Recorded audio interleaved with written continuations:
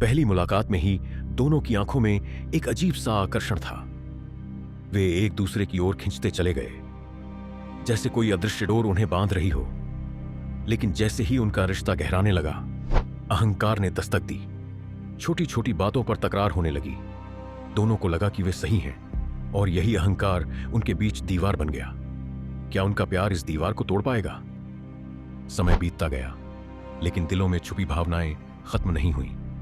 वे अलग अलग रास्तों पर चले गए, लेकिन किस्मत ने फिर से उन्हें आमने सामने ला खड़ा किया। एक शादी समारोह में उनकी नजरें टकराईं और पुरानी यादें ताजा हो गईं। लेकिन इस बार भी अहंकार ने उन्हें रोक लिया। दोनों ने एक दूसरे को देखा, पर कोई आगे नहीं बढ़ा। क्या वे अपने अहंकार को छोड़कर फिर से एक हो पाएंगे? समय ने फिर से खेल खेला। एक दिन अचानक बारिश में वे एक ही छत के नीचे आ खड़े हुए।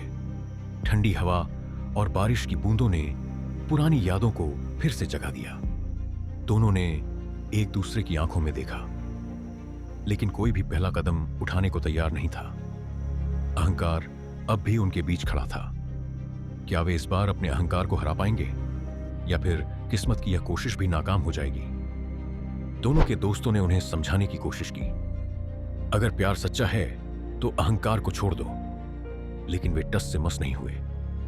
एक दिन लड़की ने हिम्मत जुटाई और लड़के को संदेश भेजा। लड़के ने पढ़ा, लेकिन जवाब नहीं दिया। वह भी इंतजार करता रहा कि लड़की फिर से पहल करे, लेकिन समय किसी के लिए नहीं रुकता। क्या वे अपने अहंकार को छोड़कर अपने प्यार को बचा पाएंगे, या आती आज सुख में पोषेंगी, या फिर यह कहानी अधूरी रह जाएगी? कई साल बाद वे फिर से एक ही शहर में थे। इस बार किस्मत ने उन्हें एक कैफे में आमने सामने ला खड़ा किया। दोनों की आंखों में वही पुरानी चमक थी, लेकिन अब अहंकार की जगह पछतावा था।